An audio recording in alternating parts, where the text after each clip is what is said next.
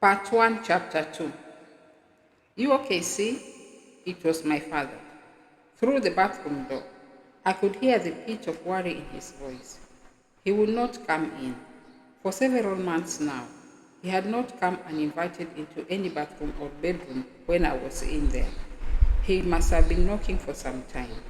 I launched myself out of the tub, skidded on the floor, legs shaking. A head rush fell over me like a hood made of black static. Come in, I said, gripping the sink. Okay, he said quietly. I need you to talk to some people. Tell them what happened. My father's footsteps receded. I wrapped a thin towel around my body and then combed my wet hair, clutching it at the root and starting at the ends. Wincing as the knot caught, I pulled it back into a ponytail that would expand into a curly pool as it dried. The mirror was still steamed up, and I remember noticing a handprint there, aging and texturing the steam. It was smaller than mine, clearly Wayne's. I wiped my hand straight through it to see myself. My face was different in the smeared reflection, but I did not linger to see how. My eyes stung, my lungs felt loose, my limbs sore but somehow light. The feeling in my arms reminded me of a trick Wayne had taught me, part of a series that included pressing your closed eyelids, then letting go to make an explosion of stars appear, and karate chopping your bicep in just the right spot to make a bump in the muscle surface. For the floating arms trick, Wayne would make me stand in an open doorway, firmly pressing the backs of my hands against the jambs on either side for a full minute. He would stand before him, solemnly counting backwards, with Mississippi between the seconds to slow them down. When he reached zero, he'd step backward and I'd step forward. Our eyes would meet and our smiles would dawn. And as if wings had sprouted at my wrist, my arms would rise on their own. That was how they felt now. I pulled on shorts and a t-shirt, both dirty, plucked from the laundry basket. This, I felt, would surely be allowed. No doubt, special circumstances. The corners of my mouth began to twitch unbearably. No matter what I thought, I had been brave. And just thinking the word brave made my chest expand. The feeling grew inside me like a giant soap bubble, color sliding on its surface as it spun. Brave, I think, I imagined, laughable now, that there would be comfort and admiration and a kind of awe awaiting me. My father was standing awkwardly at the bottom of the stairs. My damp feet made brief silhouettes on the wood as I descended. The sound of crying in the kitchen grew louder. My mother. Had my father been crying too? I didn't ask.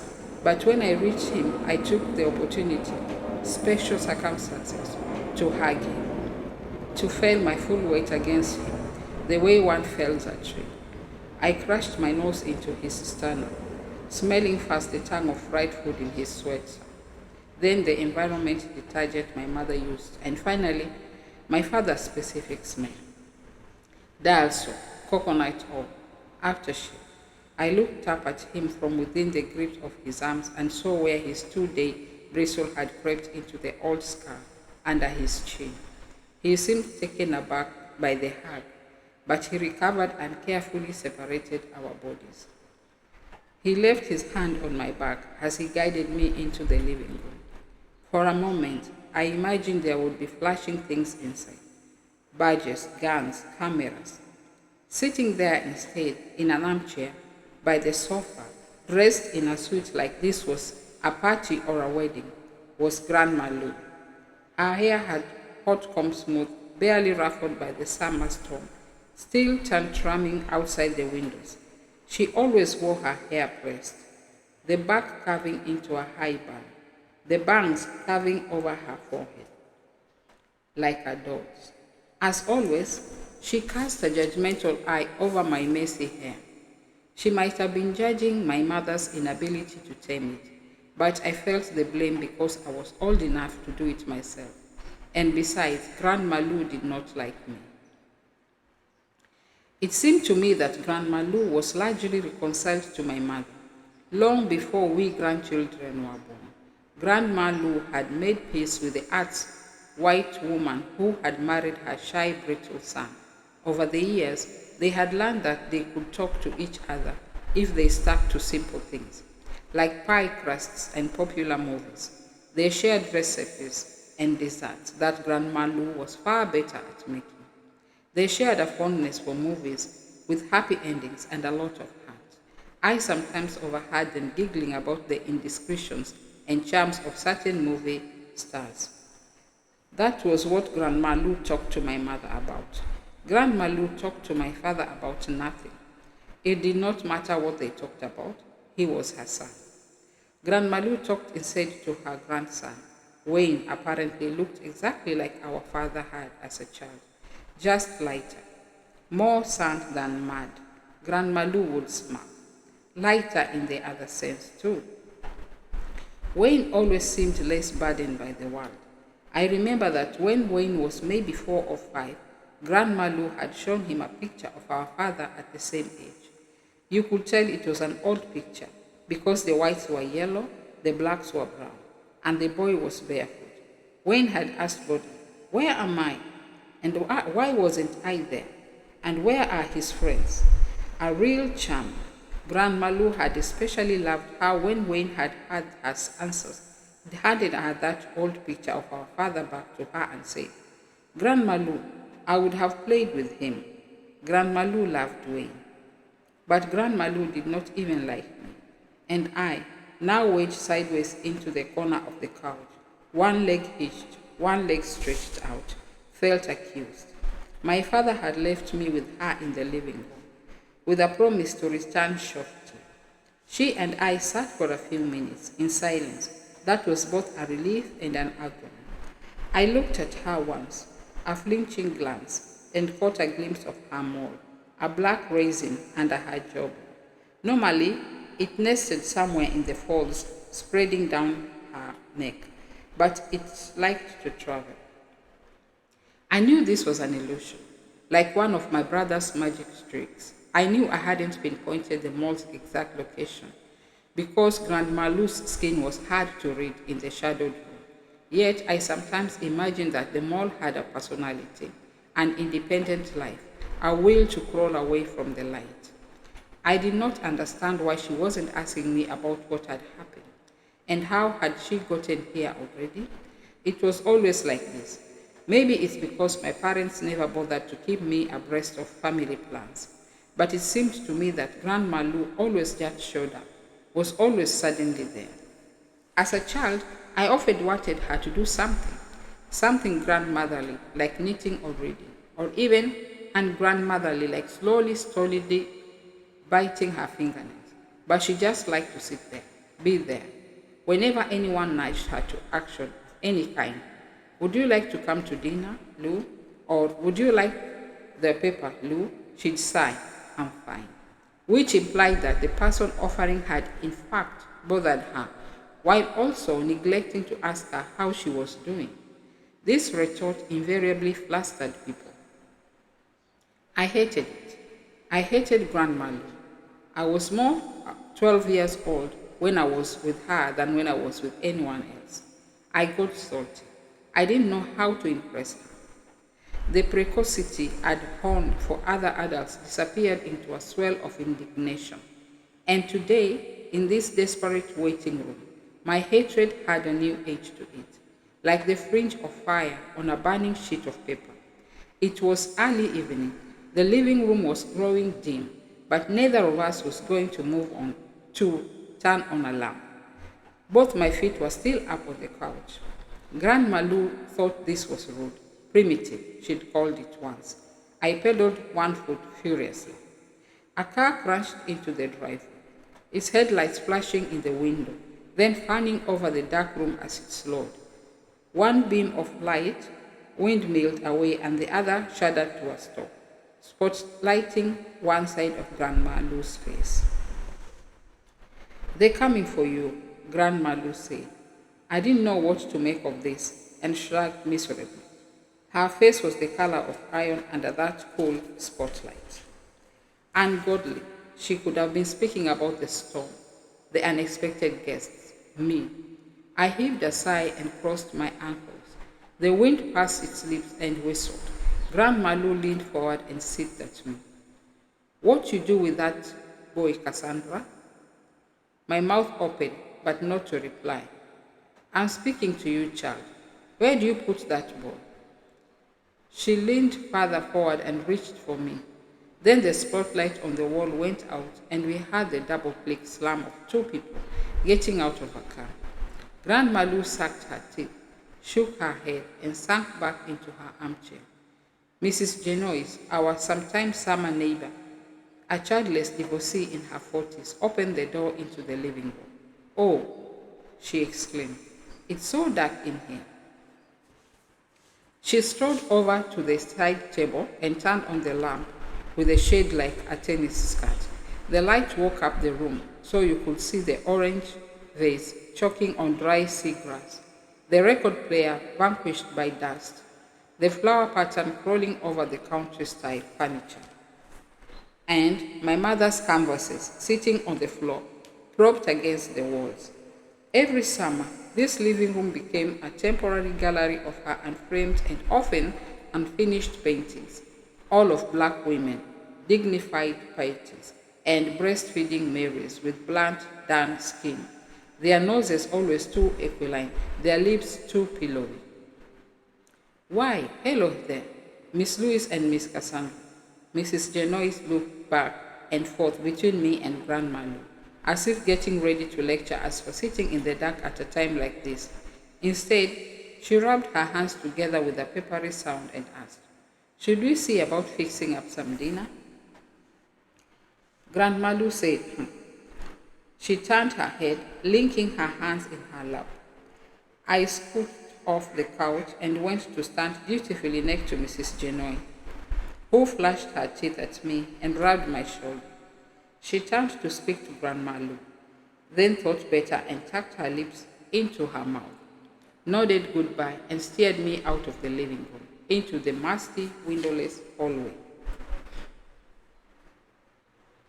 Our summer rental was an old house, floors more creak than wood, no right angles to be found, and separate rooms for every purpose. This hallway ran next to the staircase, then led to the upper floor, and it connected the living room, the dining room, which were never used, and the kitchen, the door of which was closed. Behind it were the sounds of an event. Standing like intruders in the hall, Mrs. Genois and I heard the door from the backyard into the kitchen open and shut. The flip-flap of the screen door. People were coming in, more voices, murmurs, individual words like jetsam in the general noise. I heard the word dead or dredge, and my insides inflated and ballooned up and up my body again. I want my mother, I said. I did not, in fact, want my mother. I wanted to know what the people in the kitchen were saying. The house was beginning to feel appropriately heavy, like something had happened. I moved toward the kitchen door, but Mrs. Genois, I had underestimated her, restrained me. No, see, she said quietly. If you don't want to sit with your grandma, then we can wait right here. Or we can go on upstairs, but they are not ready for you in there yet. I feel dizzy, I said, frowning. I want to sit down. Shadows flitted in the gap under the kitchen door. Suddenly, Mrs. Jonah was leaning over me, her face very close to mine. Listen to me, see. Her voice hissed, thinly like water from a leak in the garden hose. If you know where your brother is, I need you to tell me, where is Wayne? I shook my head confused. I already told Dad. I stopped. There was a boy made of sand behind her, in a dark corner of the hallway. The next thing I knew, I was conversing, and it was because Mrs. Genois had me by the shoulders and was shaking me as she yelled, Where is he? Where is Wayne? Where is Wayne? I felt a different hand on my back, a steady one. If I concentrate, I can still feel the impress of his palm there, its caution, its care, its fear. The shaking stopped. My father was glaring at Mrs. Genois over my head. She lowered her eyes. When she made to speak, I interrupted. Where is Mom? Let's go in here. He guided me a few steps away from Mrs. Genoa, who just stood there trying to swallow her lips again. He knuckled my chin to turn my face up to him. You have to tell me exactly what you told me, baby. Tell it straight, okay? I did not understand why he would say that to me, but before I could ask, my father had ushered me into the dining room. A white policewoman sat at the long wooden table. I found myself suppressing an impulse to call Wayne to come and see. I was cowed by this woman, the authority she represented. My father seemed to feel the same way. He leaned against the wall, his crossed arms binding himself, his eyes down. The policewoman introduced herself. I don't recall her name. Then said, You must be sick. Why don't you sit here so we can talk? It's okay, we just need to ask you a few questions. I dragged out the high-backed dining chair across from her and sat. The windows rattled in the storm. Out there, thunder bellowed, clouds churned, lightning clattered, and the sky theatrically wrung itself of rain. I wouldn't have described it in those words then, but that's how I remember it. The original storm, the only storm of my life, the truest one. It would stall the helicopters for days. The policewoman opened a pad. I turned my hands over on my thighs. My fingertips were still wrinkled, from the bath, of course, but for a moment I imagined it was from the sea. How strange that skin should grow crannied when it's too wet, while the ground gets that way when it's too dry. Rats carving into them as the sun baked the water away. Okay, see. She looked up, her pen poised like a beak, ready to scratch for once. Can you tell me what happened? So I told her what happened, how Wayne and I played together, how we always did this, how every day we did this. It was allowed. How I buried him in the sand, and how he ran ahead of me into the water, and how I stayed on the shore and watched. How the wind picked up and the waves got big, and how fast it all was. How I saw him disappear into the great grooves in the water, and so I swam out until he could wrap his arms around me from behind, and how I swam up to shore. I told her about waking up alone and the stranger who found me. I confirmed that the front door to our summer house was always unlocked. I confirmed that I hadn't seen the stranger before that day, and that I did not know where or when he'd gone, but that he was not there when my father had come home. I confirmed that the straw hat was still missing.